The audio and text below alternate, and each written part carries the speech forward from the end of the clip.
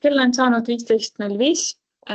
Aitäh kõigile, kes on võtnud vaevaks tulla kuulama. Käin kiirelt läbi paar korralduslikku poolt ja siis annan sõna edasi. Tegemist siis paisuomaniku infopäevaga. Kokku tuleb neid 3 tükki. Iga infopäeva sisu on erinev, ehk siis väga soovitame võimalusel kõiki kuulata.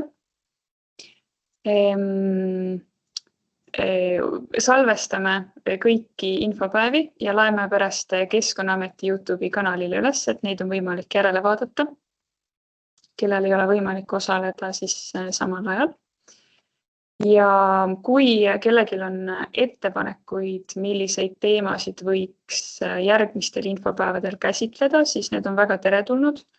Ja üldse igasuguseid küsimusi, mõtteid võib kirjutada mulle. Mina siis olen Elina Orav Keskkonnaametist, see inimene, kes saatis tänase ürituse kutsed laiali. Kogu muu sisu osas annan kohe sõna edasi Reeda Iismaale.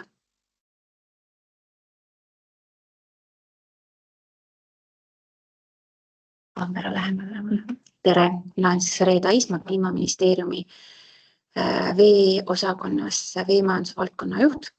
Ja miks me teid täna siia kokku oleme kutsunud, kus siis selline infopäevade sarja mõte tekkis, et me oleme hetkel siis sellises protsessis nagu veemajanduskavade ajakohastamine. Meil on hetkel kehtiv veemajanduskavad, mis kehtivad perioodiks 2022 kuni 2027 ja praegu me siis ajakohastame neid kavasid perioodiks 2028 kuni 2033. Ja seekord me siis oleme mõelnud, et tahaks teha seda veemajanduskava natuke teistmoodi, kuni me seni oleme teinud ja tahaks neid isikuid, keda see veemajanduskava puudutab või kelle tegevust see mõjutama hakkab, sellesse protsessi sisuliselt päris algusest peale kaasata. Et neil oleks võimalik kaasa mõelda, kaasa rääkida ja seda protsessi ka sisuliselt sellel hetkel, kui seda on veel võimalik midagi mõjutada, on võimalik, et see võimalus oleks olemas. Et sellest ka siis see infopäeva mõte ja paisud on meie veemajanduskavade vaates siis selle ajakohastamise raames tehtud koormuste kaardistuse töö tulemusena üks olulisemaid siis veekasutusi, mis Eesti veekogude seisundit mõjutab. Siis paisutajad on üks väga suur sihtrühm siis meie veemajanduskavade vaatest.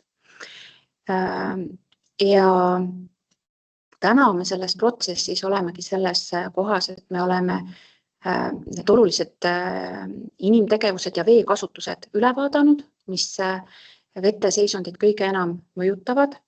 Ja me liigume edasi nüüd siis sellega, et vaadata üle, mis on nende veekogudes eesmärgid, seisunditega seotud eesmärgid järgmiseks veemajanduskava perioodiks, kas see on hea või on see midagi muud, väga hea ehk isegi mõnel pool. Ja milliseid tegevusi on vaja veekogumitel ära teha selleks, et vete seisund saaks paranema hakata. Ja siis selles paisudega seotud infosarjas me nendele küsimustele ka siis keskendumine. Täna on meil juttu sellest, millist mõju paisutamine vete tervisele üldse avaldab. Et miks me üldse seda käsitleme kui siis koormust veekogumite vaatest. Järgmisel infotunnil me räägime seda, kuidas me siis eesmärke seame, kuidas paisutaja saab selles kaasa rääkida, kuidas me seda eesmärki seame, milline see eesmärk peaks igal konkreetsel veekogul olema. Ja rahastusest ka, et millised on erinevad rahastusvõimalused paisudega seotud ja kolmandal infotunnil oli meil teemaks siis tegevuste planeerimine, et mida konkreetselt on siis võimalik ära teha selleks, et paisutaja oma tegevusega veeseisundit võimalikult vähe mõjutaks. Sest veemajanduskavade suur eesmärk on see, et me saaksime oma veed heasse seisundisse, elustikul oleks seal hea olla, me kõik saaksime neid veekogusid koos kasutada. Et on loodusel hea ja on inimesel hea, et selliselt. Ma annan sõna tagasi Elinale, et me saame siis juba sisuliste teemade juurde minna. Ja mina ilma pikema jututa annan sõna Marko Vainule, kes räägib meile natukene siis veekogude ökosüsteemi teenustest. Tere! Tere, sind on hästi kuulda, vähemalt meil siin ruumis. Pilti ka näete? Näeme. Väga hea. Ja tere kõigile, et siis mul paluti siis selle paisude infopäevade nagu sissejuhatuseks kõigepealt rääkida siis sellest, missugust kasu looduslikus seisundis jõed inimestele pakuvad. Ja selle teemaga ma tegelen Keskkonnaagentuuris, kus siis juba mitu aastat on käimas selline Euroopa Liidu LIFE programmi poolt rahastatud projekt, mille nimi on CleanEst, mis peamiselt tegeleb küll Virumaa veekogudega, aga nende veekogudega seotud looduse hüvede hindamise metoodikat on seal arendatud siis nagu kõikide Eesti voolveekogude jaoks. Ja millest me siis on siis mulle öeldud, et palutud rääkida umbes pool tundi sellel teemal. Eks millest me räägime, kui me räägime loodushüvedest või siis keerulisema sõna ökosüsteemi teenusteks. Et siis see on kõik see kasulik, mida looduslikus seisundis ökosüsteemid, olgu nad maismaa või veeökosüsteemid, inimesele pakuvad. Et see mõiste on võetud kasutusele sellepärast, et eelkõige just sellistele nagu majanduslikult mõtlevatele inimestele või ettevõtetele või ka avalisektori asutustele nagu paremini selgitada, miks nagu looduslikus seisundis ökosüsteemid on nagu hea. Et kuna see aitab nagu paremini selgitada, kuna see kirjeldab looduslikke ökosüsteeme kui üksusi, millel on võime pakkuda inimestele siis majanduslikus mõttes nagu kaupu ja teenuseid, millest inimestel on päriselt kasu, kas siis otse või kaudselt. Ja toimib see süsteem nii, et kui meil on nüüd mingisugune ökosüsteem, antud juhul siis jõgi, siis selle struktuur kui ka selle funktsioneerimine,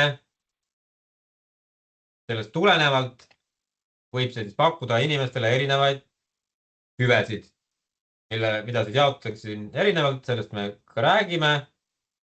Et aga selline suur üldine jaotus on siis need varustavad hüved, ehk siis kõik materiaalselt ja käega katsutavad asjad, mis me loodusest saame või jõgedest antud juhul siis.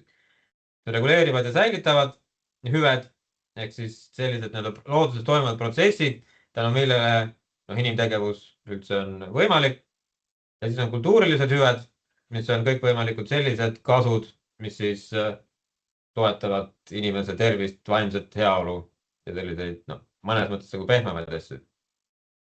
Ja siis ongi läbi nüüd selle, et need looduslikud kooslused, need niinimetatud teenuseid pakuvad, siis see mõjutab inimeste heaolu. Ja see, kui palju siis inimesed nüüd need samu teenuseid on ju kasutavad, mida loodus pakub, see omakorda hakkab mõjutama siis seda nende ökosüsteemide enda toimimist samamoodi, nende seisundit. Ehk siis põhimõtteliselt on võimalik ka nagu üle kurdata mingisugust ökosüsteemi, et nagu liiga palju seda kasutada. Ja seetõttu siis väheneb see hüve pakkumine. Kui me räägime nüüd vooluveekogudest, siis siin slaidi peal on nüüd näha nimekirja kõikidest nendest hüvedest, mis siis Eesti üldiselt veekogude puhul on loetud oluliseks. Et jõgede ja järvedel on nad mõnevõrra erinevad, sest nad on olemuselt mõnevõrra erinevad ökosüsteemid. Ja see nende hüvede jaotus ei ole mitte kuskil suvaliselt välja mõeldud, aga üle-euroopaliselt on välja töötatud siis klassifikatsioon sellest, kuidas kogu seda loodusest saadavat kasu oleks võimalik jaotada erinevateks süvedest. Ehk siis need, mis siin on ära loetletud, need vastavad siis sellele üle-euroopalise klassifikatsiooni. Ja on jaotatud ka siis nendesse 3 rühma, et see varustavad, millest saab midagi käekatsutavad, reguleerivad mingit loodus toimunud protsessi ja siis need kultuurilised. Ehk siis enamiku sellest tänasest esitlusest ma siis tutvustangi neid erinevaid hüvesid. Et siin on nad kõik koondatud koos ja siin on näha mõned, mida pakuvad ainult järved või seisuja ökosüsteemid, nendest täna pikemalt ei räägi. Siis varustavate puhul pilliroog või muda, mida siis jõgedest ei saa. Reguleerivate teenuste puhul on ka kliimareguleerimise teenus see, mis jõgede puhul oluline ei ole, sellepärast et väikeste järvede puhul ta ka suurt oluline ei ole, ta hakkab rolli mängima suuremate järvede puhul, mille põhja siis setib aja jooksul piisavalt palju muda ja see muda ongi siis see süsinik, mis võetakse atmosfäärist ära, mille tulemusena siis kasvuhooneefekt ei suurene nii palju. Aga jõgede põhja orgaanilist ainet ei ladestu sellisel määral, et saaks rääkida mingisugust kliimareguleerimisest. Aga teisest küljest, jah. Ja seega on meil põhimõtteliselt siis Eestis 17 erinevat vooluveekogude hüve, mida saab ka hinnata, kui ma ka jõuan. Et siis kui palju mingisugune jõgi seda pakub, nii sellisel numbrilisel skaalal, mis tähendab, et 0 ei paku üldse, 5 pakub rohkem, nii saab võrrelda, et mingisugune jõgi pakub mingit seda hüve rohkem, teine vähem, või aja jooksul võib see pakkumine muutuda. Ja on meetodeid, kuidas ka neid rahaks arvutada, mõnda on lihtsam, mõnda on keerulisem. Selle rahalise väärtusega seda me täna ei puuduta. Ja kui üldiselt vaadata, siis et millal siis mingisuguse loodusliku koosluse pakutavad need looduse hüved on maksimaalsel tasemel, siis nende erinevat tüüpi hüvede puhul see maksimaalne pakkumine on erineva elulikkuse määral. Et siin joonisel on siis 2 telge, et Y-teelel on siis 0 poolel see, et see veekogu ei paku üldse või üldse ökosüsteemi ei paku üldse hüvesid ja ülemises otsas on siis see, kui ta pakub hästi palju. Ja X-teelel on siis vasakpoolses selline olukord, kus seda teenuseid pakutakse, kui elurikkus on mitmekesine, võimalikult looduslikus seisundis on see ökosüsteem või veekogu ja paremal pool on siis see, kui ta on madal. Ja varustavate teenuste puhul, ehk siis kui sa saad midagi käekasutavaks, kala või vett või ka energiat, siis üldiselt on nii, et keskmise elurikkusega veekogud pakuvad seda kõige rohkem. Reguleerivate säilitavate teenuste puhul on, mida looduslikum see veekogu on või muu ökosüsteem, seda rohkem ta pakub. Ja kultuuriliste puhul on see maksimum pigem elurikaste veekogude pool.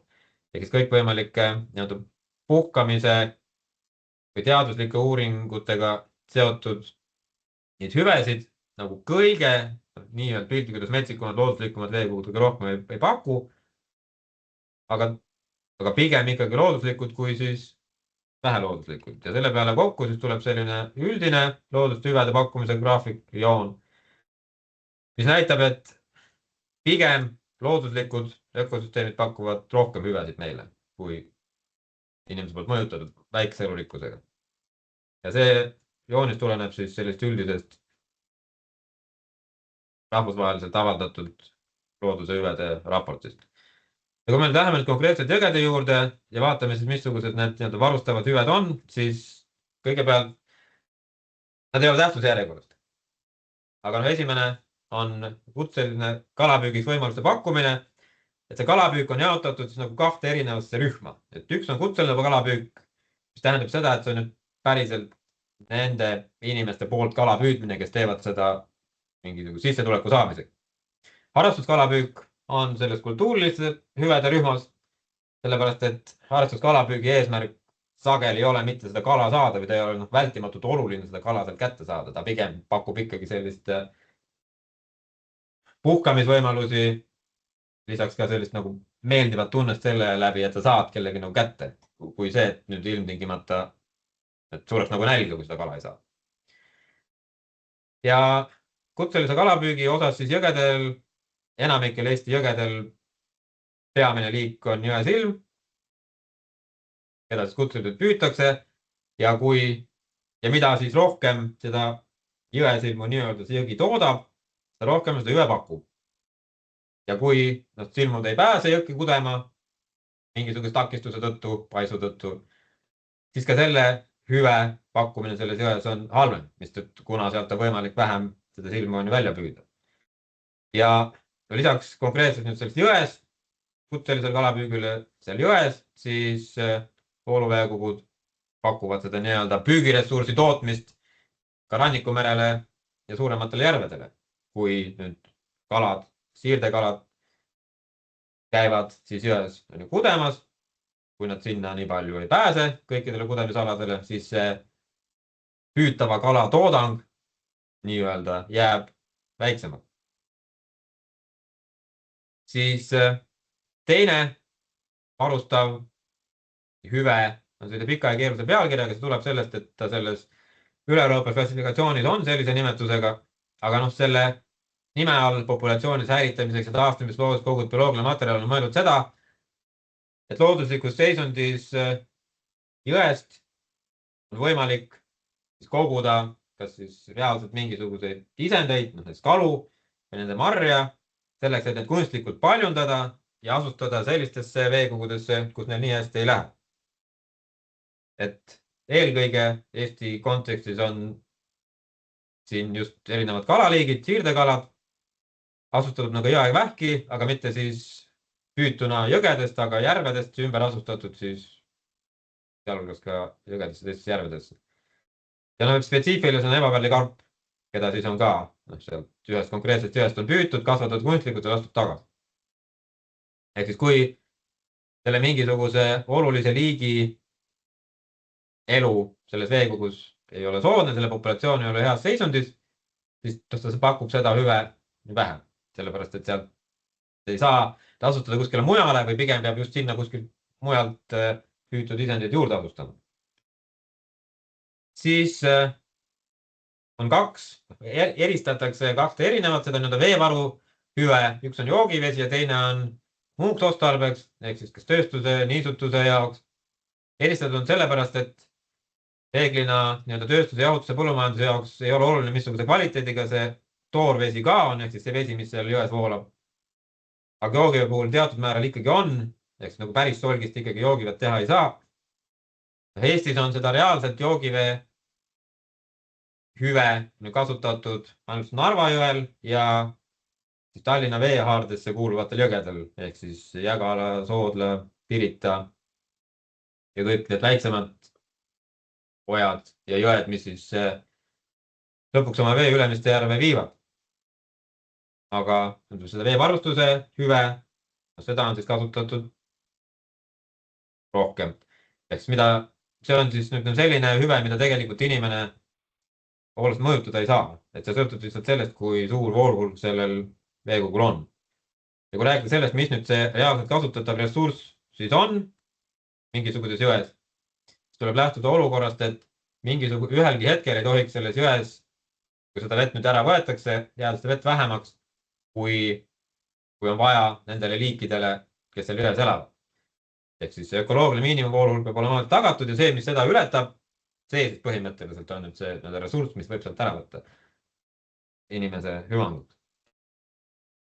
No ja siis hüdroenergia iseenesest on ka üks hüve, mida jõed pakuvad. Eesti jõed küll suhteliselt vähesel määral,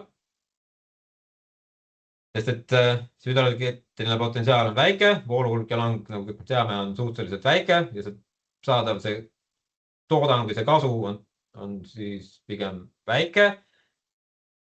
Ja seetõttu on see üks selliseid hüvedest, mille kasutamine on probleemne, sellepärast et kui selle teenuse kasutamiseks siis pais ette ehitada, siis mitmed teised hüved, nende pakkumine oluliselt kannatab sellest paisust ülesvoolu.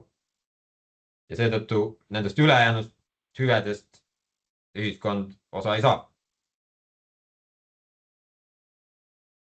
Nii, need olid siis need nii-öelda materiaalselt nii-öelda käekatsutavad ja väga lihtsalt nagu ka hinnastatavad need hüved, mida vooluveekogust saab. Edasi tulevad nüüd sellised üldiselt regulatiivsed hüved.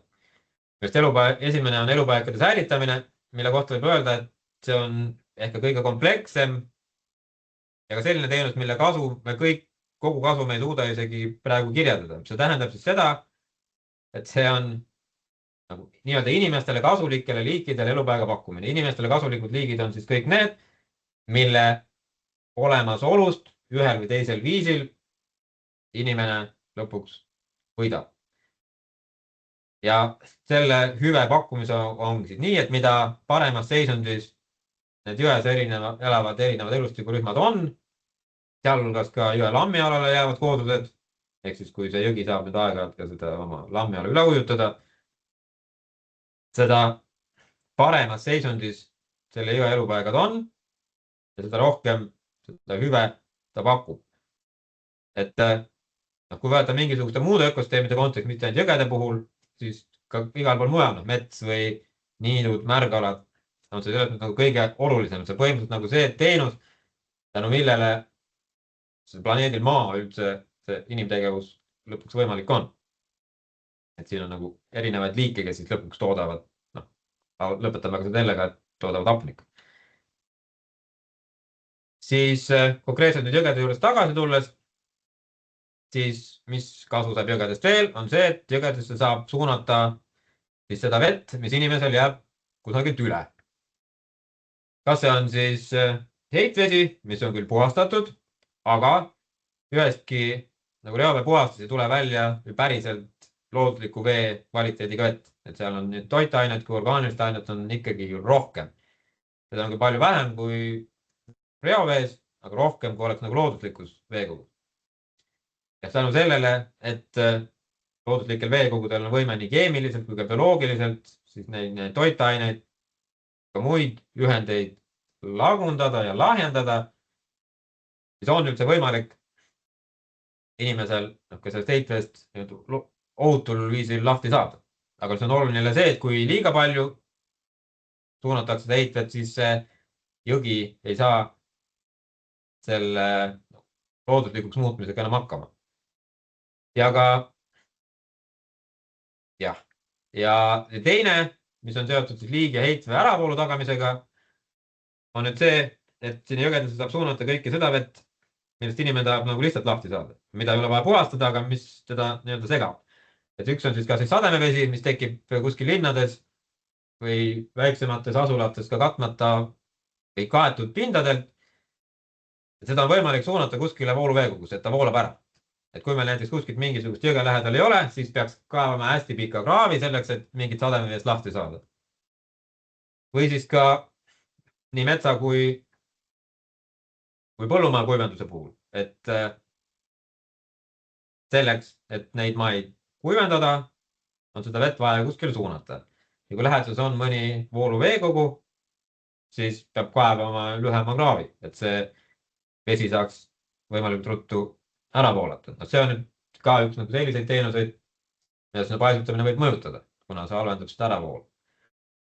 Aga see on ka siis ütleme nagu elurikkuse vaates pigem selline nagu probleemne teenus, et kuna selline sirgeks aetud jõgi elurikkuse ja näiteks ka kalastikuga seotud hüvesid pakub ikkagi vähem kui selline mitmekesine looduslik vooluveekogu.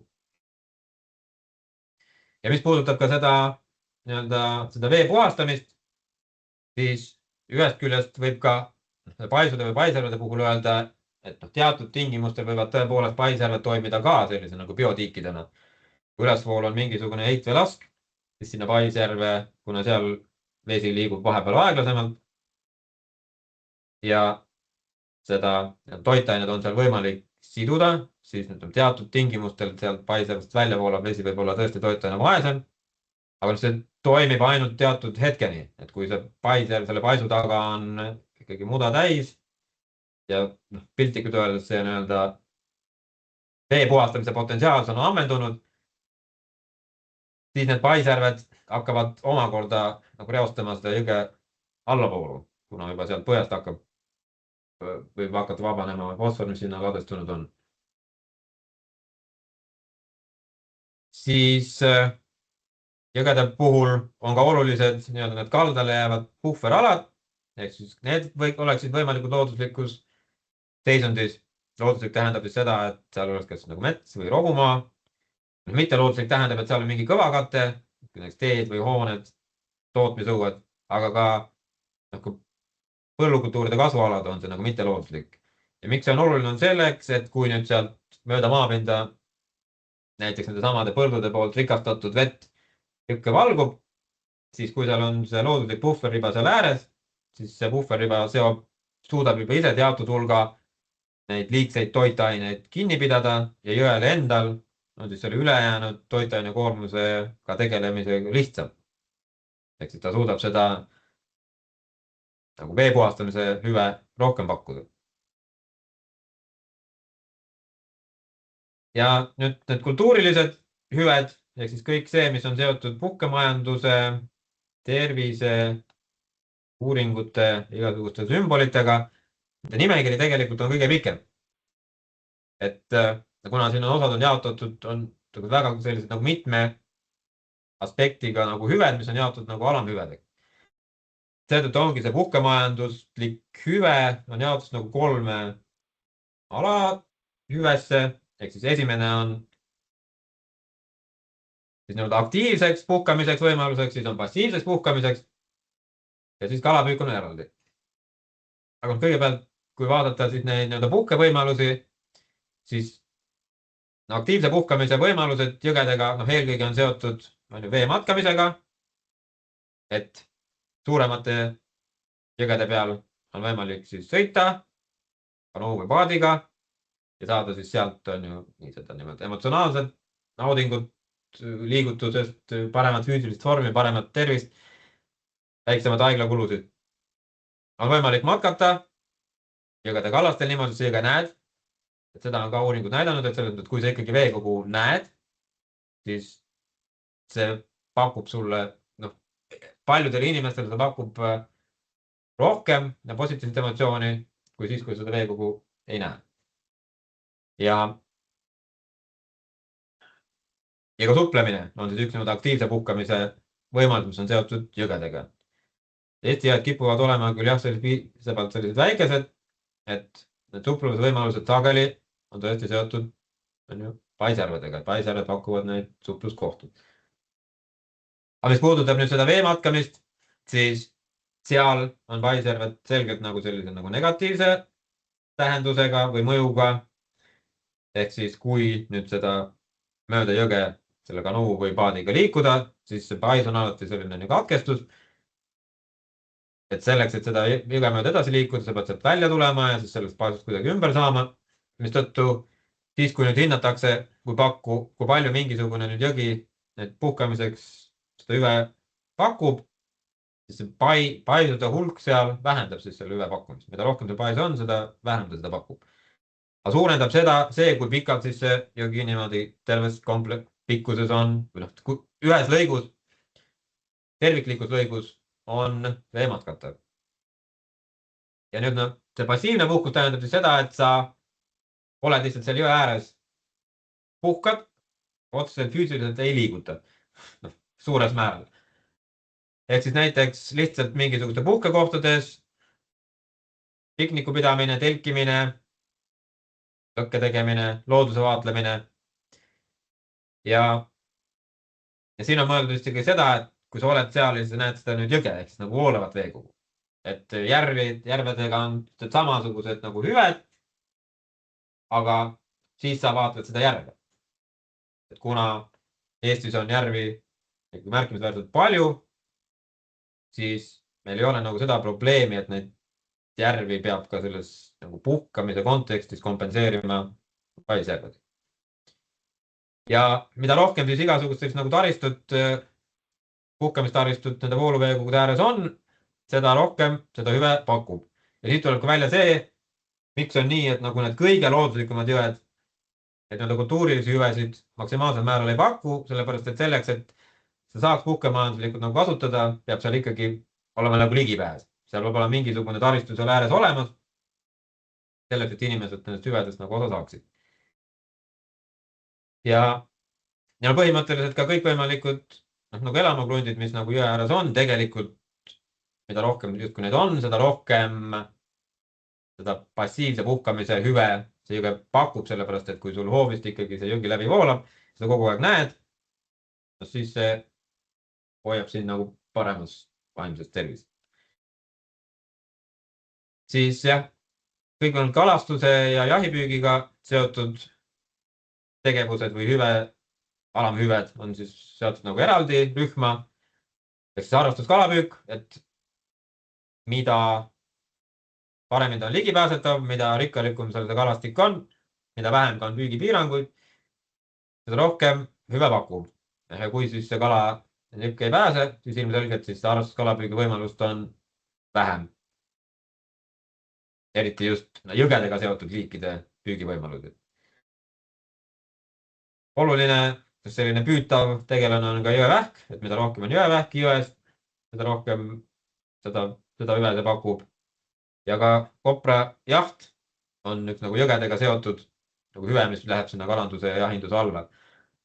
Et kuna koprad tegutsevad vooluveekogudel, siis sellest aspektist lähtuvalt, kui neid on nagu rohkem, siis on võimalik ka rohkem küttida ja seeläbi seda hüve kasutada. Koprapaisudega on teatud muidugi jälle omad probleemid, ehk siis nagu siit on ka näha, et kunagi meil ei ole ühtegi sellist nagu jõge, mis kõiki neid hüvesid saaks pakkuda maksimaalsel määral. Et alati on midagi kuskilt nagu puudu. Kas nüüd nagu looduslikel põhjustel, et mõni jõgi ongi palju väiksem, et seal on kas vett vähem või on mingid liike vähem või ei ole võimalik seal ka vee matkata. Või siis inimtekkelisel põhjustel, et on see seisund nagu kehvem. Siis on veel hüveks võimalus uurida, teaduslikult saada mingisugust uut teaduslikku teadmist. Et need võivad olla nii nagu väga halvas seisundis jõed kui ka väga heas, sellepärast et Ida-Virumaal on Purtse jõgikonna jõgesid hästi palju teaduslikult uuritud, sellepärast et nad on olnud nagu nii ära rikutud, et sealt on ka maailma kontekstis nagu millestki nagu kirjutada. Teisest küljest ka väga heas seisundis jõed on sellised, millest on võimalik mingisugust nagu teaduslikku teadmist toota. Ja üldise nii-öelda rahvahariduse eesmärgist lähtuvalt siis kõikvõimalikud õppetööks sobivad looduslikud tingimused, et nii koolid, kes asuvad kuskil jõgede ääres. Praktiline näide näiteks on, kui seal Virumaad vaadata, Purtse jõgi, mille ääres on nii Maidla kool kui Lüganuse kool, kus siis hulk tunde on läbi võidud just seal jõe ääres. Ja ka igasugused keskkonnahariduskeskused, kes saavad nagu loodusõppeprogramme viia läbi jõgede ääres, vooluveekogude ääres, et õpetada noortele siis vooluveekogude seotud aspekte. Siis üldiselt klassifikatsioonis on ka lihtsalt selline esteetiline naudingute pakkumine, ehk siis lihtsalt selline ilu. Et ka seda on võimalik siin mõõta, et siin pildi peal on siis üks Tartu Ülikooli poolt modelleeritud siis nii-öelda maastiku ilu kaart, kus punased on nagu ilusamad kohad, rohelised on mitte nii ilusad. Ma ei jõua siin detailidesse laskuda, kuidas seda saadud on, aga selle mudeli tegemisel lähtuti siis sellest, et missuguseid kohti on inimesed pildistanud ja milliste kohtade pilte interneti üles riputanud. Võetes siis eelduseks selle, et inimesed pildistavad rohkem ilusaid kohti. Ja siis tehtud sellist ruumilist analüüsi ülepinnaliselt ja leitud igal pool Eestis siis sarnastele näiteks reljeefi, maakatte tüübiga, taimestiku tüübiga ja erinevate aspekte arvestades veel kohti. Et mis siis on nagu ilusam, mis on vähem ilusam. Siis säilitavad looduslikud veekogud erinevad kultuurilisi sümboleid ja siin on mõeldud ikkagi nagu looduslikke kultuurisümboleid. Ehk siis need, mis on nagu loodust tulenevad, näiteks mingisugused pühad paigad, näiteks allikad, mis on kuskil jõgede ääres, hiekohad.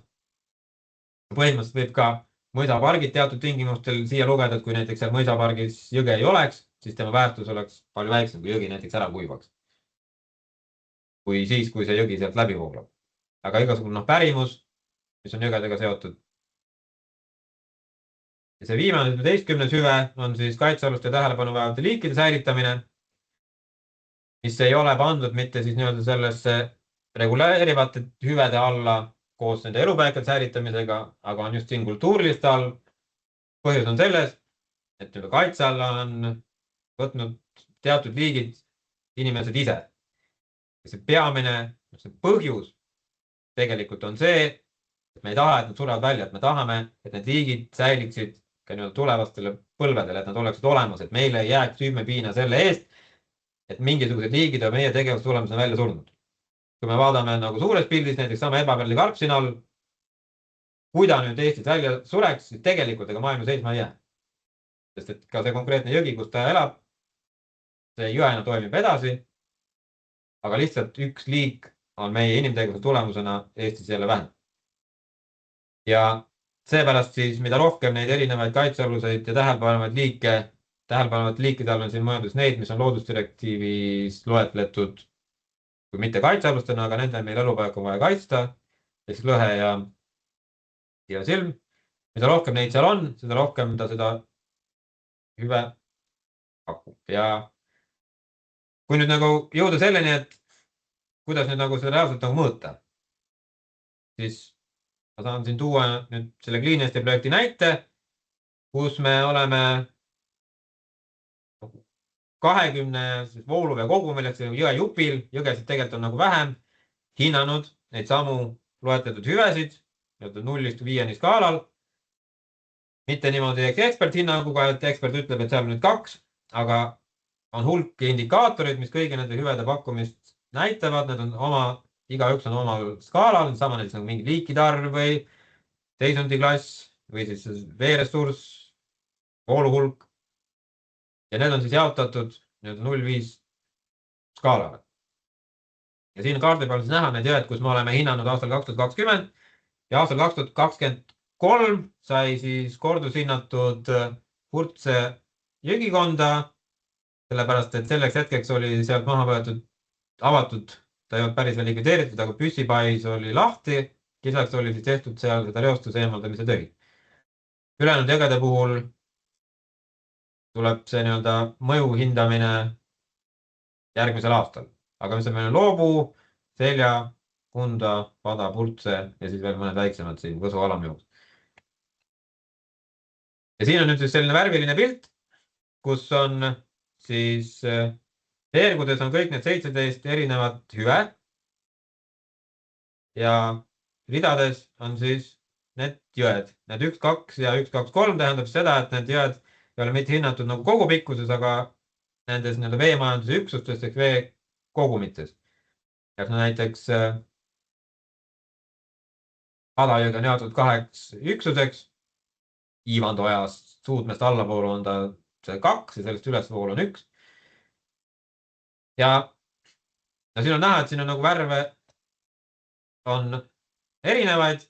Näiteks seda hüdroenergia teenust enamik neid jõgesid ei paku, kuna see potentsiaal on hästi väike. Purtse 3. jupp, ka seal, kus su sillaarv praegu peal on, see on nagu kõige suurema potentsiaaliga, aga ikkagi pigem nagu kesise, ülejäänud on siin 1 või 0. Ja siin on veel, siit on võimalik näha, et see teadustöö on kõigil maksimaalne, see on sellepärast, et seda ei ole võimalik nii-öelda eristavalt hinnata. Et nagu ma ütlesin, et teadustööks võivad väga erinevas seisundis jõed pakkuda palju võimalusi.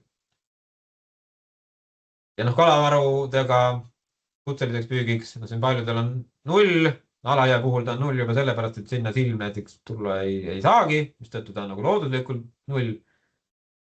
Kunda ülemistel kogumetel ta on 0 sellepärast, et sinna ei pääse paisude pärast.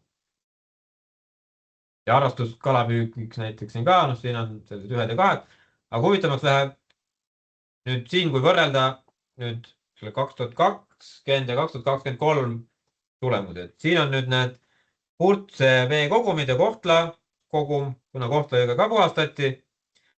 Samamoodi need 17 teenust ja siis nüüd vasakus tulbas iga teenuse puhul on pakkumise hinna ka aastal 2020 ja paremal on 2023. Ja need, mis on siis rasvases kirjas, siis need on need, mis on läinud paremad.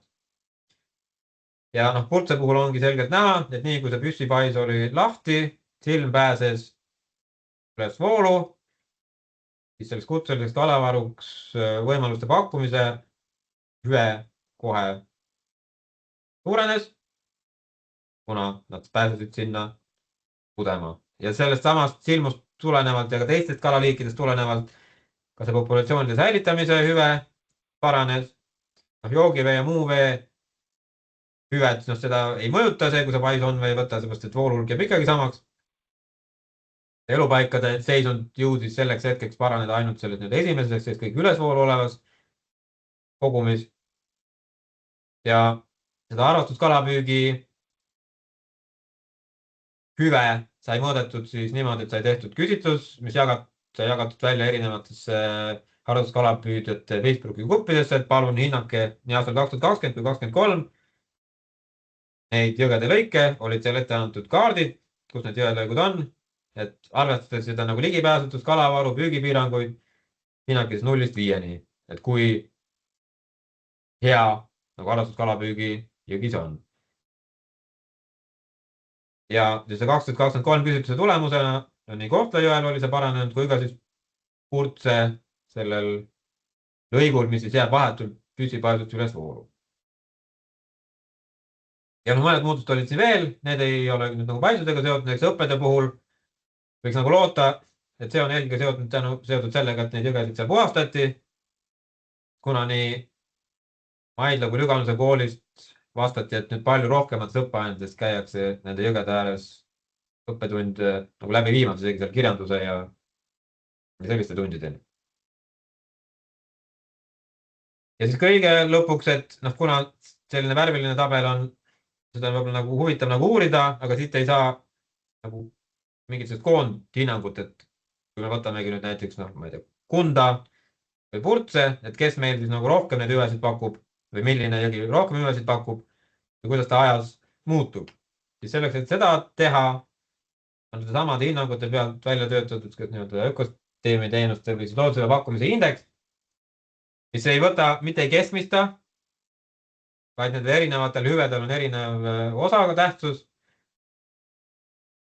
Ja nende osatähtsuste baasilt siis on võimalik arvutada vahemikku 0-1, siis nii-öelda selline üks väärtus, et kui palju ta nüüd erinevaid hüvesid pakub. Et 1 oleks siis see, et ta pakub kõiki neid hüvesid, mis meil siin näha on, maksimaalse tasemel ehk hindele 4. 0 on see, et kõik 0. Et seda kõik hindele 4 ehk siis seda väärtust 1 ei ole võimalik saavutada puhtalt looduslikel põhjustel kõikides veekogudes, sellepärast et vett seal on lihtsalt nii vähe ja võimalus ei ole. Aga mis me siit näeme kõigepealt seda, et need näiteks suuremate jõgede alamjooksud, nendes hüvede pakkumine on kõige suurem. See on loogiline. Ja teises otsas on eelkõige just sellised väiksemad ja reostatumad veekogud. Aga mis me veel näeme, et kui me võrdleme seda 2020 või 2023, siis nendel Purtsel kui ka Kohtlal, siis see nii-öelda koondkasu ühiskonnale nendest jõgedest ka suurenes. See on see, mis peegeldub siit samadest nendest paranenud hindeklassidest. Kuna need hinnangud on siit paranemad, siis see peegeldub lõpuks ka selles indeksis. Mistõttu see on nagu selline numbriline viis, kuidas näidata, et nii Purtse kui ka Kohtla puhastamine ja püssipaisu avamine on muutnud need jõed ühiskonnale laiemalt mõttes olulisemaks, rohkem kasu pakkuvaks. Ja see on minu selle monoloogi poolt praegu kõik.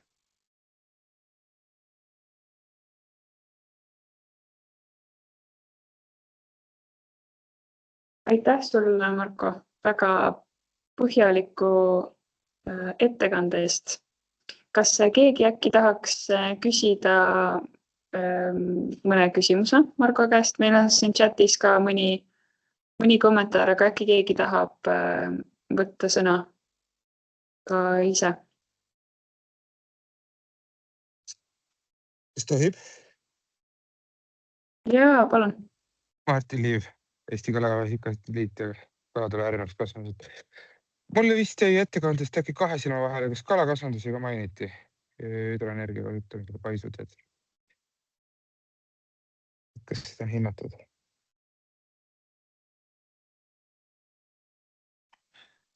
Te mõtlete, et kas see on nagu hüve, mis tuleb selles mõttes? Absoluutselt jah, sest et mainiti hüdroenergiat, aga äkki mulle jäi kõrvust mööda. See on selle veevarustuse all. Et kalakasvatused, et kuna see kalakasvatus saab on jõest vett, siis ta on arvestatud selleks muuks otstarbeks peale joomise selle veevarustuse selle teenuse alla. Aga on seal kaalutud, et millised hüved sellega kaasnevad.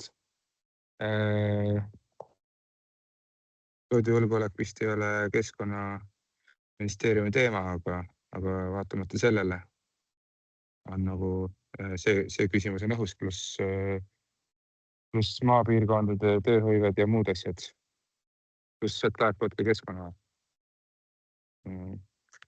mingil määral vähemalt tasud. Ja no vaatamata, et kõikvõimalikud need viisid, kuidas neid jõgesid kasutatakse, et sellest see lõpuks kajastub on ju mingil määral, vähemal rohkem määral, siis on ju ka majanduses ja selles ühiskonna heaolus. Ehk ilmselgelt kõikvõimalik, see ei ole kalakasvatuse puhul mitte ainult on, ega see, kui mingi tehas võtab sealt kuskilt on ju vett, siis see panustab ka sellesse kohalikku tööhõivesse. Ja sageli peab ka olema sellel tehasel tõesti võib-olla mingisugune selline väiksem barjäär seal ees, et seda vett oleks võimalik sealt võtta. Et jah, selgelt see on nagu üks hüve, mida saab, on see vesi. Aga jah, et ma ei anna siin nagu praegu nii, tahaks anda mingisugused hinnanguid, aga selle kogu see loodushüvede hindamise mõte ongi see, et panna kõik kokku, et kõik need kasud, mis tulevad. Mis tuleb nii sellest, et see jõgi on nagu looduslikus seisundis, ta saab nagu voolata niisama, mis on tulnud selle kalavaruga, kui samad need puhkemajandusega seotud asjad, mis siis ka on põhimõtteliselt kõik ikkagi panustavad sellesse kohalike töövusse ka. Võib-olla tõesti, et mingisugused puhkusekorraldajaid saab nagu vähem palka, neid on nagu vähem, kes palka saavad tänu sellele, et kuskil jõe peal saab on ju kanuutada. Kuskil suures tehases töötajaid, kes seda vett võtavad. Kalakasvatuse puhul võib samamoodi vaadata nii ja naa. Aga kanuutamised ju ei jää ära sellepärast, et kuskil on pais. Mingi piisavalt pika maa tagant on mingi pais. Kanuumatkad toimuvad endiselt.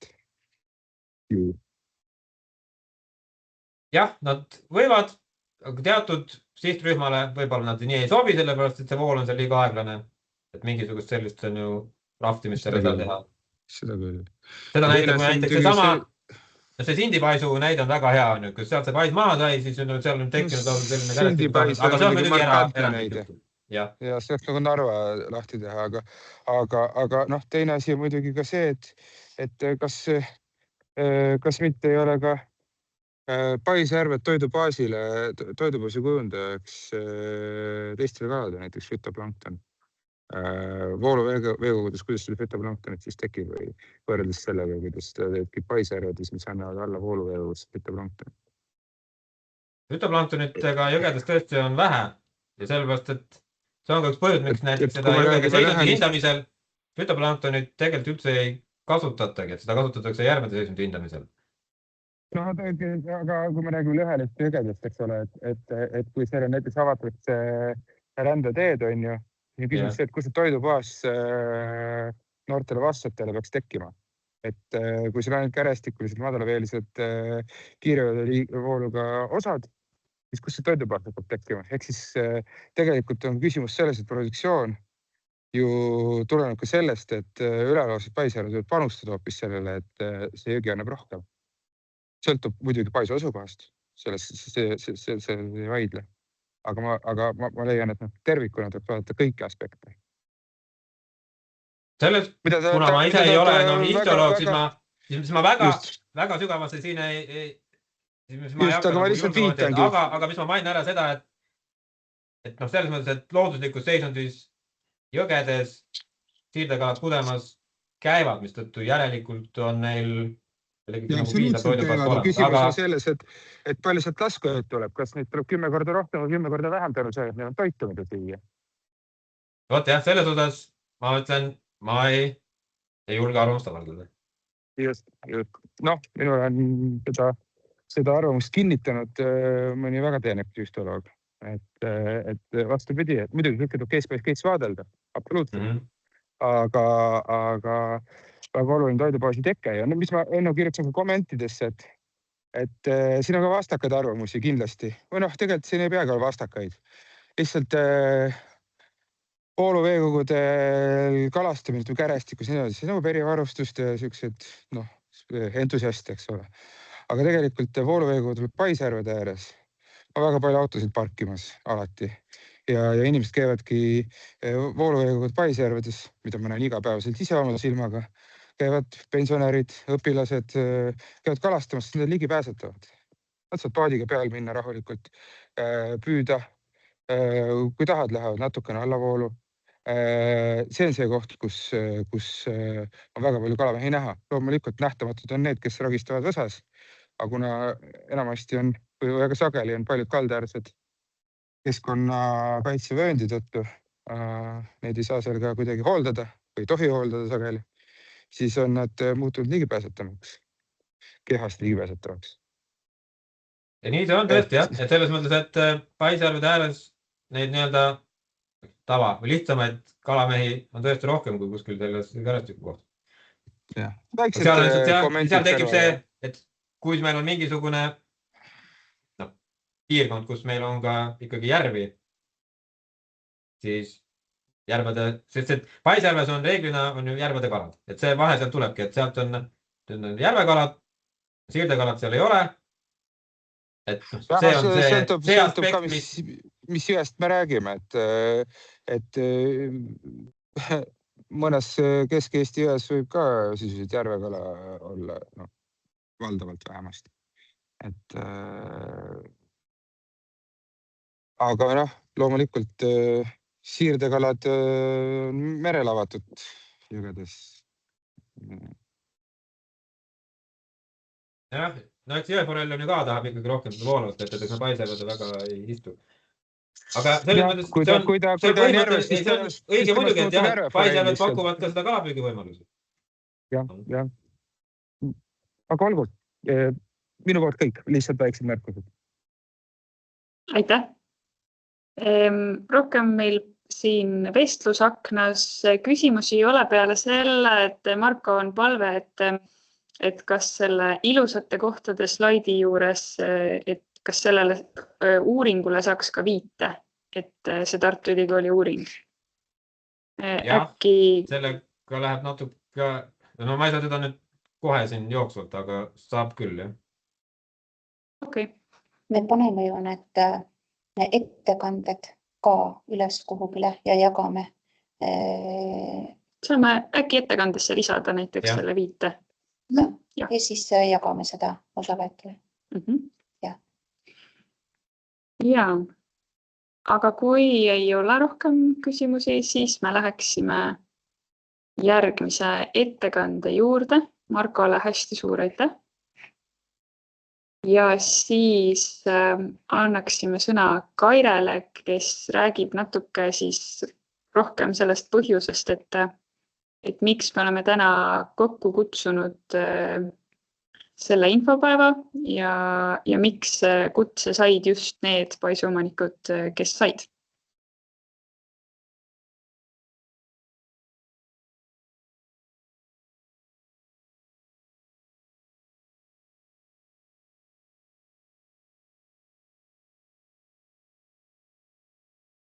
Mu ettekanne on näha?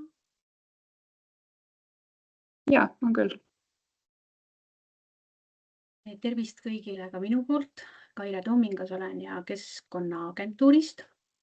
Ja agentuur siis tegeles pinnavee osas alusuuringute ajakohastamisega, et nagu Reeda enne viitas, me oleme veemajanduskava ajakohastamise faasis ja üks esimesi etappe selle juures on siis alusuuringute läbiviimine, millega olid siis seotud ka teised asutused, aga pinnavee osas siis Keskkonnaagentuur.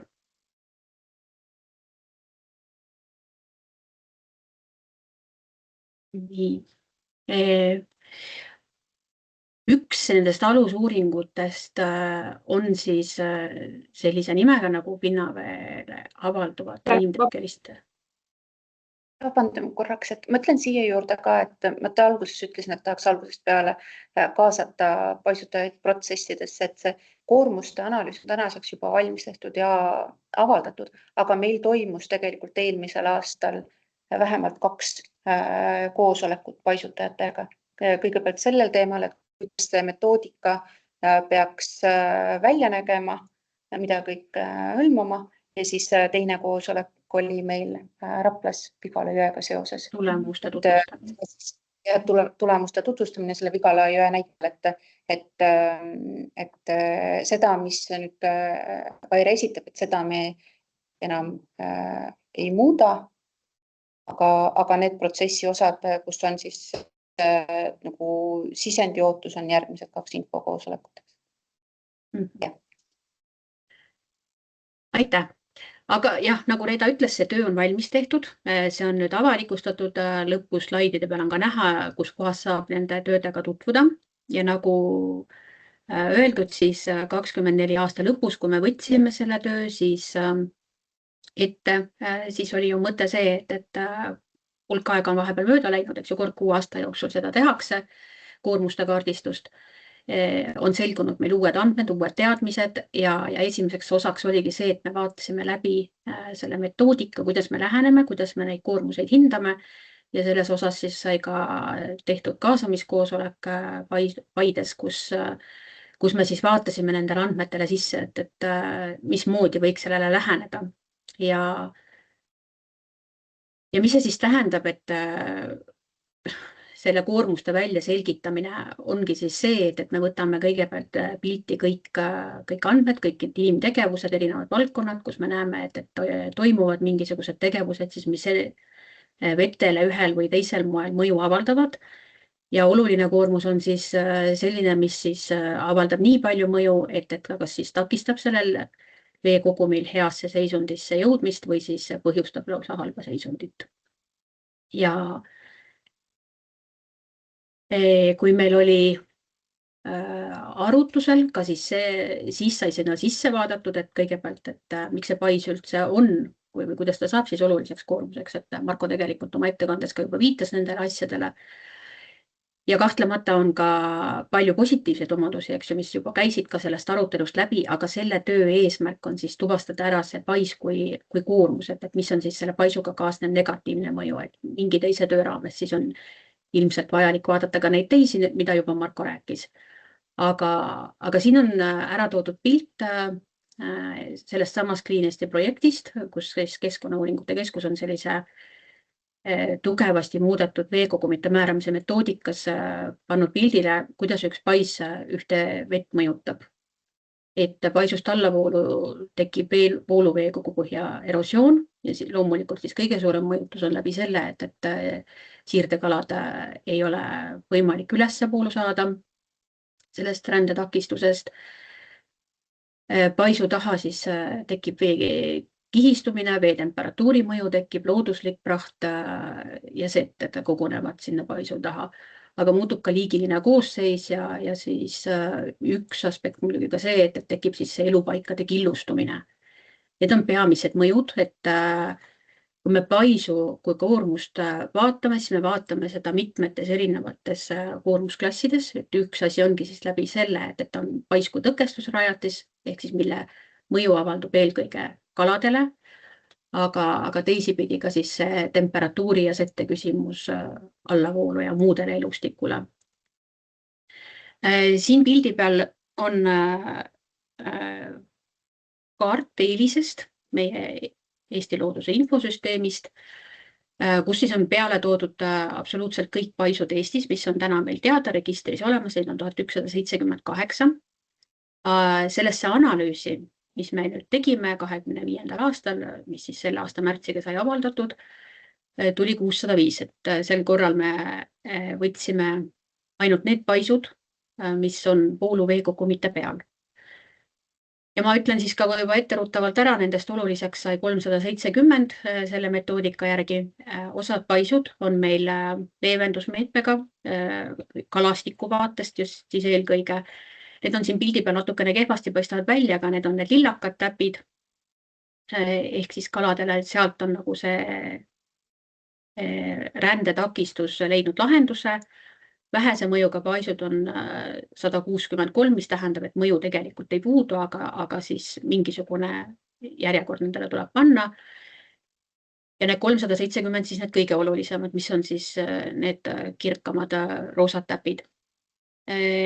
Analüüsimata paisusi jäi ka 573, need on mustad täpid ja ma ütlen siis ka ennetavalt ära, et kui me 6 aasta pärast seda järgmine kord hakkame tegema, siis meie ülesanne on juba vaadata paisusi valgala vaatest. Ehk siis me peame arvestama kõiki paisusi, mitte ainult neid, mis on kogumite peal. Kogumid olid siis need, mis on veemajanduskava hindamisüksused. Ehk siis suuremad jõed, kas nad on siis juppideks jaotatud või üksikuna. Aga et vaadata seda tervikpilti ka nendele, mis on siis lisaharude peal. Aga täna on siis analüüs selline olnud, et 605 nendest seekord sinna analüüsi sisse tuli ja 370 nendest oluliseks koormuseks on loetud.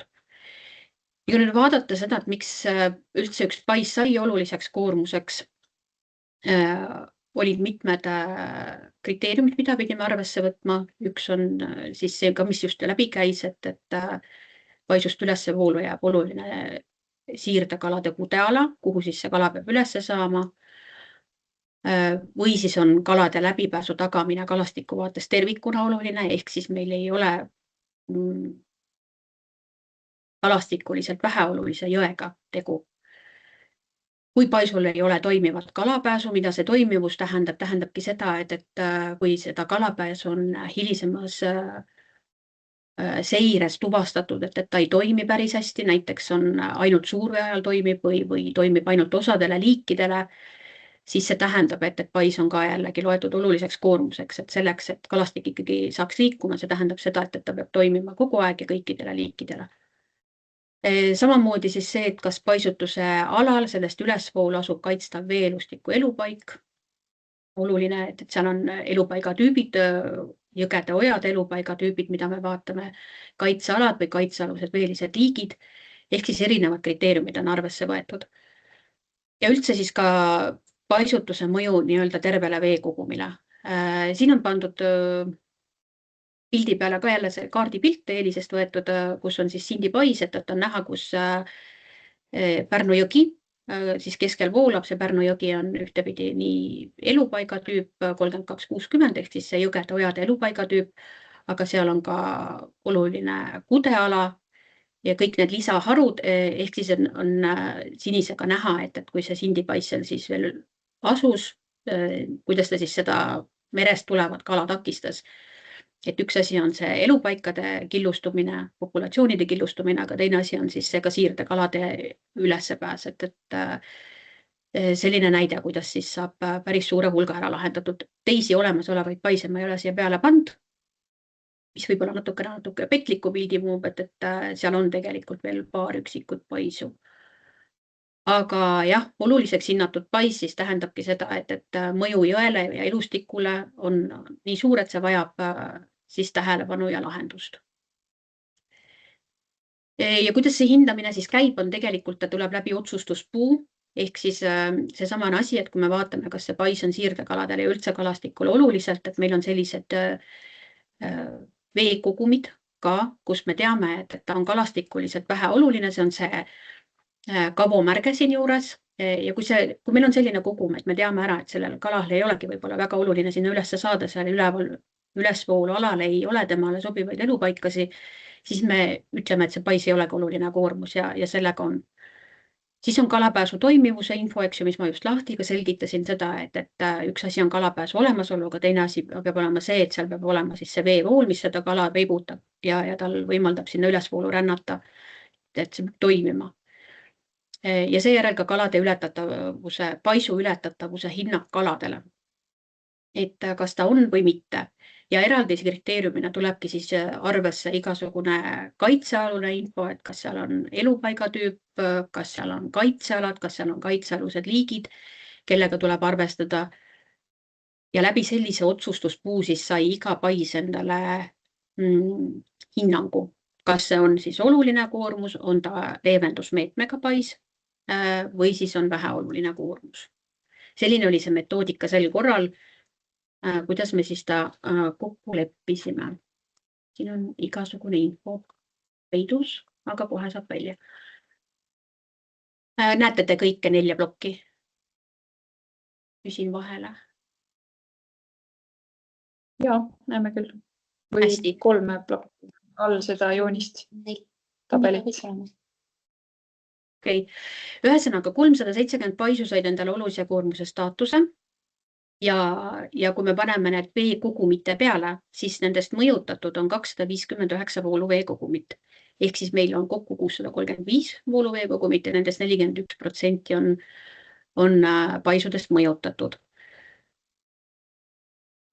Mis tähendab, et me päris mitmetel kogumitel on eks ju rohkem kui üks pais. Kui me räägime nüüd oluliselt koormatud paisudest või oluliselt koormatud kogumitest, ehk siis mis tulevad läbi oluliste paisude, selle praeguse analüüsi põhjal on 170 vooluveekogumit, ehk siis 27% kõikidest vooluveekogumitest. Ja sellised mõned faktid ka siia juurde. Kõige paisutatum veekogu meil täna registriandmetel on Põhandujõgi, seal on kokku 10 paisu, nendest 6 on hinnatud praeguse analüüsi põhjal oluliseks koormuseks.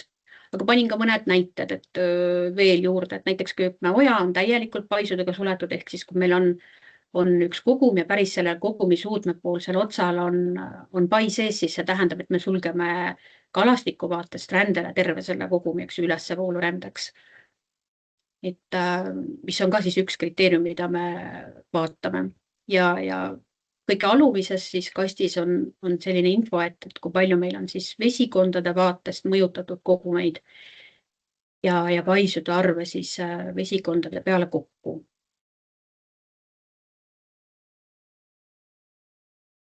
Ja miks see siis on meile nagu oluline? Just üks on siis kalastikuvaade, eks ju, me rääkisime, et meil ei pääse kala üles, et kui me veekogumeid hindame, vaatame veekogumite seisundeid, siis me vaatame erinevaid kvaliteedielemente, mille järgi me siis hindame, kas see veekogum on heas või mitte heas seisundis. Ja üks selle seisundi osa on ökoloogiline seisundi hinnang, mis jagunebki 5 klassi, kas väga heast, siis väga halvani. Ja paisutus, oluline pais kogumi peal on tegelikult üks kriteerium, mida võetakse seisundite hindamise juures arvesse. Ja meil on täna eelmise aasta seisundi hinnangu järgi see tehti siis 24. aasta andmete pealt. Ja meil on 53 sellist veekogumit, mille ökoloogiline seisundiklass on vähemalt kesine, ehk siis mitte hea, just nimelt nende oluliste paisude tõttu. Ja see on siis üks asi, miks me neid hindame ja nendega arvestama peame. Ülejäänud kogumitel see ei tähenda, et meil on ainult need 53, kus on ökoloogiline seisund mitte hea, ülejäänud on lihtsalt meil täiendavad kriteeriumid veel juures või täiendavad koormused mingisugused, siis mis seda seisundit mõjutavad, aga need 53 on siis puhtalt ainult paisutuse tõttu. Et selline hästi kerge ja kiire ülevaade, mis saab edasi, on see, et nagu ütlesime, meil on eks ju see koormuste töö ära tehtud, see metoodika oli sel korral selline, meil on teatanud mingisugune nimekiri 370 paisu, millega me peame edasi tegelema, see tähendab, et iga oluline pais peab saama endale juurde tegevuse, mis siis seda olukorda aitab leevendada. See tähendab seda, et me hakkame nendele paisudele nüüd praeguses faasis juba meetmeid planeerima, et see on selle aasta tegevus meil, millega me nüüd alustame. Ja kogu selle asja mõte on siis vete hea seisund. Ja kui ma ennem ütlesin, et me vaatame paisusi ühest küljest, vaatame läbi tõkestusrajatiste ehk siis kaladele rändetõkke, teine asi on siis temperatuuri ja sette küsimus. et siis see tähendabki, et paisud tulevad pildile läbi mitmete koormusklasside, mille sisse me peame vaatama ja millega tuleb tegeleda. Ja kõik, kes soovivad siis tööga tutvuda, keskkonnaportaalis on selline koht, kus siis läbi selle teemade bloki on all veemajanduskavad, siis siia alla on pandud ka link, et nagu enne öeldud, siis see saab teile ka saadetud ja siis on võimalus nende töödega tutvuda, kus on juures nii seletuskiri metoodiliselt lahti selgitatud, kuidas nende tulemusteni jõuti, mil viisil ja samamoodi ka siis andmetabelid, et kus on ära toodud kõik see andmestik, mida me alusena kasutasime hindamisel ja kuidas see siis see hinnang kujunes. Selline kokkuvõte. Kas on küsimusi? Kas ma tohin igaks juhuks hoiatada selle töö osas, et ta on päris mahukas ja võib-olla esimese hooga sellele peale vaadates on seal keeruline orienteeruda. Et võib-olla üleskutse, et kui on küsimusi ja ei saa seal kõikidest tabelitest või asjadest aru, et siis võib pöörduda nii minu kui ka Kaire poole. Loodan, et Kaire on selle üleskutsega nõus. Ja ma olen pannud oma meiliaadressi ka selle sama mõttega siia lõppu, et kui tekib mingeid küsimusi, mingi asi on, nagu Elina ütles, suur mitmesaja leheküljeline dokument ja seal ongi võib-olla päris keeruline orienteeruda ja tabelites täpselt samamoodi. Et julgesti võib küsida. Nii, aga siis kuulaksime küsimusi, kui keegi soovib Kairele esitada küsimusi või mõtteid.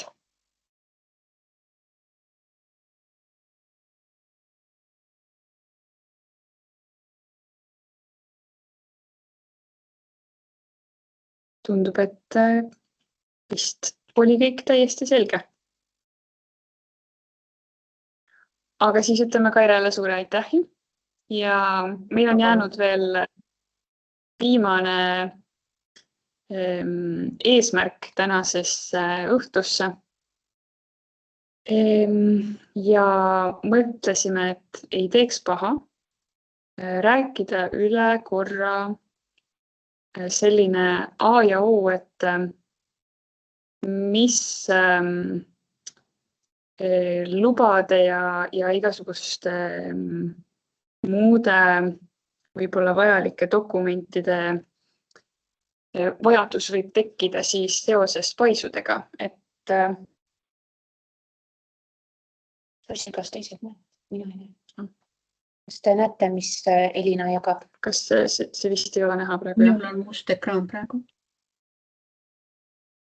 Ei paista. Mul on valge ekraan.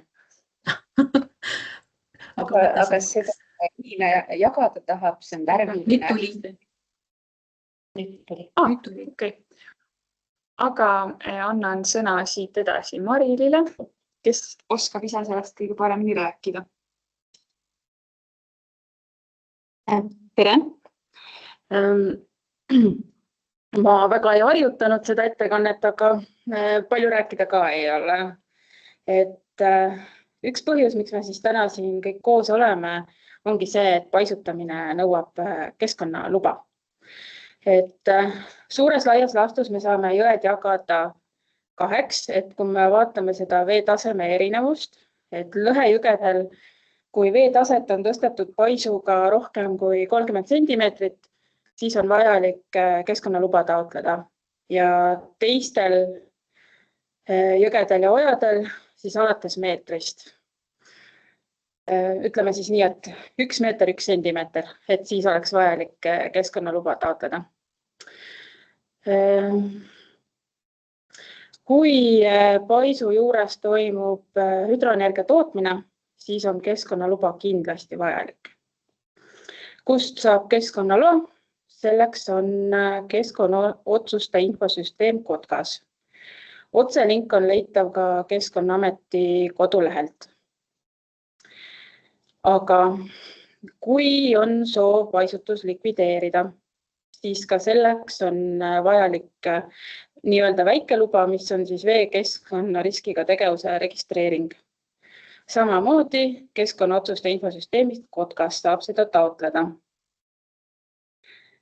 Ja kui on ikkagi vajalik see paisutus alles jätta, aga kalad on vaja liikvele saada, siis on võimalik rajada sinna paisutuse juurde kalapääs.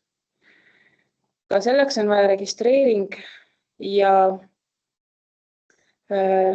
lisainfot on võimalik leida veel ka Keskkonnaameti kodulehelt eraldi valdkonna alt nagu vesi.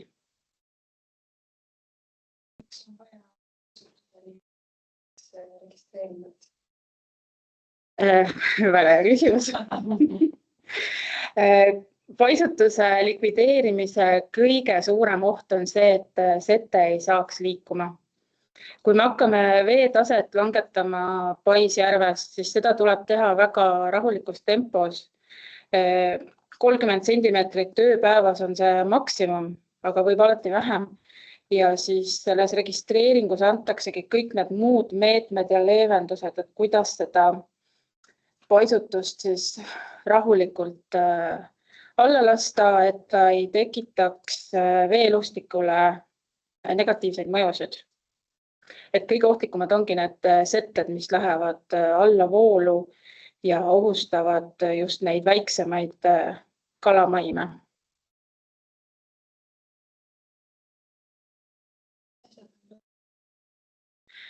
Lõhejõed on siis need jõelõigud, osad, jupid, tükid, kus siis siirdekalad tahavad elada ja kust neid on siis uuringute käigus leitud. Lõhejõgede nimekiri on Riigi Teatajast leitav, määrus number 73. Keskkonnaministri määrus. Ja, keskkonnaministri määrus number 73. Ja, hästi tore lahendus on Maa- ja Ruumiameti kaardirakendus, kus saab erinevaid kihte Eesti kaardile peale panna ja sealhulgas siis ka lõhejõgede kihte. Ühte kihti.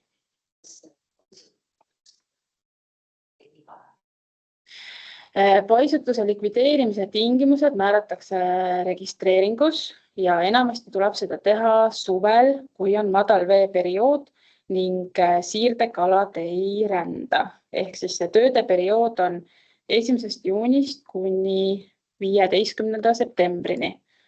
Võivad olla mõned erinevused, mis siis täpselt määrataksegi selles registreeringus, et oleneb siis konkreetsest jõest või ojast, kus siis pais asub.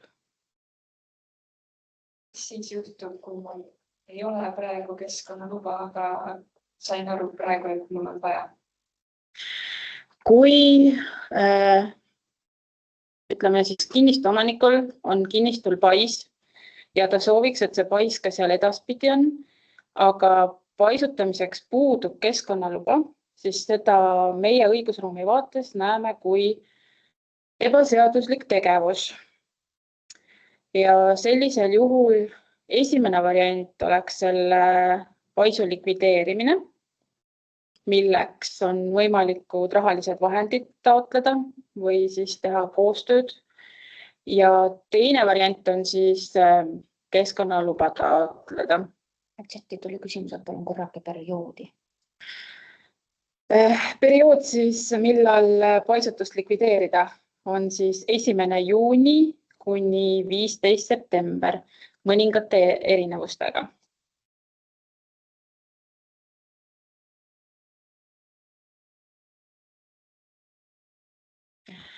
Ja selles mõttes, et kui on veel küsimusi, et üks slaid, aga väga palju infot ilmselt, et kuulan huviga Teamsist, kui on küsimusi. Kus neid tohutuid taotleda, kes põhipartnerid on või ütleme, kes tegelevad likvideerimisega? Põhiline, kes meil aitab paisutuse likvideerida, on RMK. Ja kui saate juba RMK oma õuele, siis tema tuleb, teeb teil põhimõtteliselt kõik ära. Laseb veetaseme alla, selleks saab kõik load, registreeringud, taotlused, kooskõlastab kohaliku omavalitsusega ning lõpuks taastab loodusliku jõesängi, et teeb kõik omalt poolt eraisikule 0 kuluga. Aga sellest me räägime järgmine kord. Jah.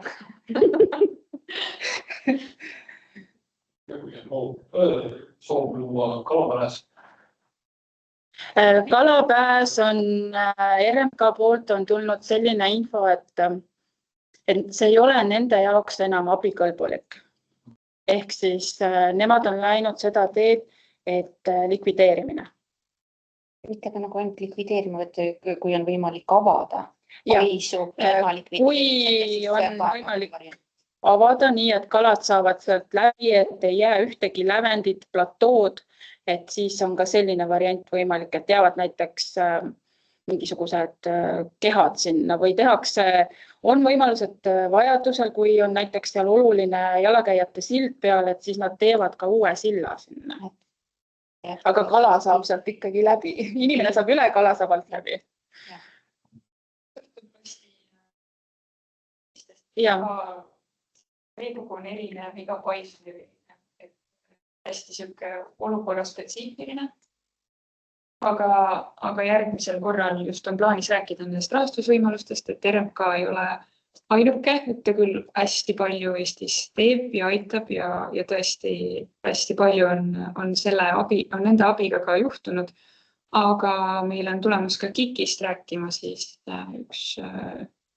üks väga tore Joosep igasugustest võimalustest nii Eesti kui ka Euroopa variante. Et kus saab taotleda? Jah, on veel.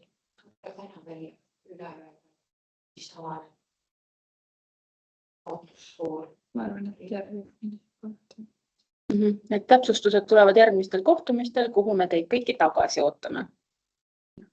Siis saame rääkida täpsemalt sellest, kui on soov paisu säilitada, mis võimalused on ja kus on rahastud. Ja.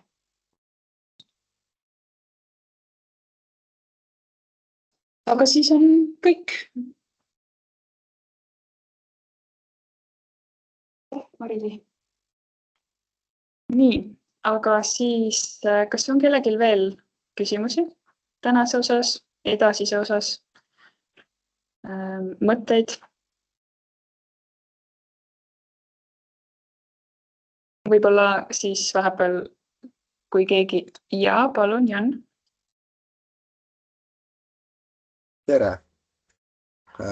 Selline küsimus, et siin vahepeal oli juttu sellest meetmekavade koostamisest, et millal see protsess edasi läheb iseenesest? Ja kas selle osas toimub ka siis mingisuguseid avalikke arutelusid? Ja, see protsess on selline, et nüüd, kus need oluliseks koormuseks olevad paisud on selgunud, siis tegelikult algabki see tegevuste planeerimine ja vaikselt juba Keskkonnaagentuur on alustanud sellega. Kui nüüd see ajaraam on selline, et selle aasta lõpuks peaksid need tegevused saama kokku pandud ja siis järgmise aasta algusest on meil siis 6-kuuline avalik väljapanek, mille raames me siis kindlasti korraldame neid kohtumisi ja räägime läbi juba need konkreetsed tegevused, mis on planeeritud. Ja see on siis eelnõu faasis ja siis 2027. aasta lõpuks peab siis saama see kava kinnitatud. Aga konkreetselt nüüd paisude vaatest järgmine kord me räägime sellest, et kuidas me nendel veekogudel, kus me oleme siis olulise koormusena kaardistanud, et kuidas me neid eesmärke seame, millised eesmärgid nendele veekogudele seame, kus on arutelukohad ja siis on see rahastuse küsimus, sest see, millist meedet me kuhugile planeerime, sõltub ju sellest ka, et mis meie eesmärk seal veekogul on. Kas me tahame saada seal head seisundit või me oleme nõus seal kehvema seisundiga või me püüdleme päris väga head seisundit, et sellest või meil on seal hoopis ökoloogiline potentsiaal, hea ökoloogiline potentsiaal, mida me proovime tagada, et sellest tuleneb ka see, et millised tegevuse me sinna veekogule peame planeerima. Et milline tegevus on piisav ja milline tegevus on vajalik, et seda eesmärki saavutada. Et seda räägime järgmine kord ja siis kolmas ongi meil hästi konkreetselt just nende meetmeprogrammi tegevuste planeerimisega seotud arutelu, et milliseid tegevusi me siis kuhu planeerime. Ja siis püüaks vaadata ka seda, et kolmandal korral, et mis on tegelikult need paisu säilitamisega kaasnevad kulud versus siis paisu likvideerimise kulud. Et püüame vaadata seda kulude poolt ka kolmandal. Ja erinevate tehniliste lahenduste kulud siis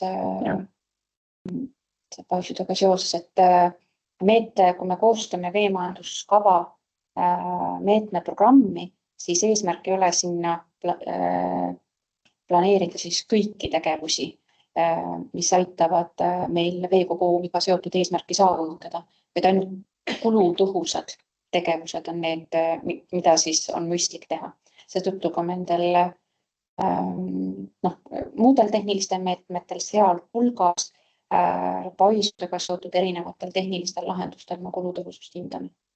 Ja seda me siis ka kolmandal kohtumisel räägime, et mis see metoodika on, et kuidas me seda kulu hindame ja kuidas me tõhusust hindame ja kuidas need asjad nagu kokku tulevad. Ja teatud paindlikkus tegelikult jääb sellesse meetmekavasse praegu sisse meil, eks ju, et seda ka nagu siis vaatame, et millisel tasemel või need tegevused täpselt siis sinna sellesse veemajanduskava meetmeprogrammi meil kirja saavad. Kas see konsensus on meil olemas, et paisuvaba jõgi on heas seisukorras veekogu? Kalastiku vaatest, jah. Lihtsalt kuna neid erinevaid komponente või tegureid, mis ühte jõge võivad mõjutada, on väga erinevaid. Neid inimtegevusi on tavaliselt ongi vähemalt 5 erinevat inimtegevust, mis veekogu seisundit mõjutavad. Et see pais on nagu üks paljudest, eks. Aga kui me võtame niimoodi, et paisutus on see, mis mõjutab seda teatud kvaliteedi elementi ja kui see nüüd on lahendatud, siis on selle elemendi osas siis hea seisund. Selliselt. Paisuvaba jõgi, heas seisukorras veekogu sel juhul, jah?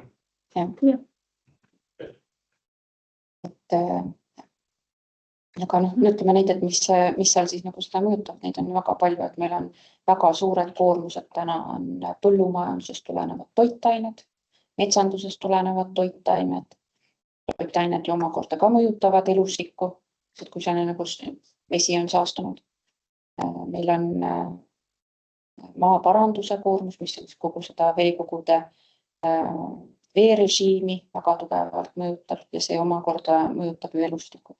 Meil on väga palju neid erinevaid siis mõjusid üksteise peal. Lisaks veel siis ohtlikud ained, mis tulevad meil erinevatest allikatest.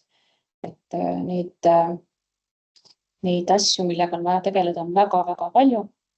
Et praegu siin teiega me siis keskendume konkreetselt just sellele paisu temaatikale, aga kõik need ka muude valdkondadega seoses, kui me teeme arutelusid, siis need on avalikult me neid reklaamime ikkagi, et kui on huvi, siis nendel saab osaleda.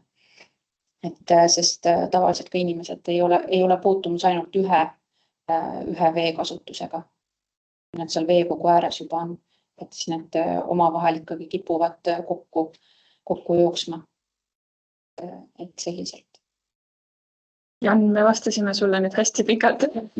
Kas sa said vastuse oma küsimusele? Sain vastuse, jah. Aitäh. Ütleme, et meetmed ei ole ju ainult seotud sellega, et kuidas tehniliselt kogu see paisutusega seotud komplekt hõlmab nii järelevalvet kui keskkonnalubade temaatikat. Seda, et kui meil on juba kalapääs rajatud ja meil on see säiliv paisjärv, mis seal tuleb teha, seire teemad, hooldusteemad, kõik need asjad, et mis siis mõjutavad ja kus on võimalik seda mõju vee seisundile ikkagi minimeerida või vähendada. Et on üsna selline mitmekülgne teema.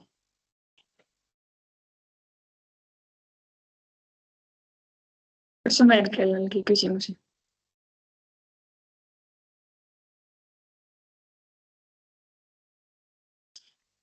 aga selge, kui ei ole, siis täname kõiki, kes said osaleda. Paneme video ülesse, ootame ettepanekuid, küsimusi. Panen oma meiliaadressi veel siia vestlusaknasse, kuhu võib kirjutada. Ja siis kohtume uuesti 22. mail ja siis oli meil kell 12 aeg.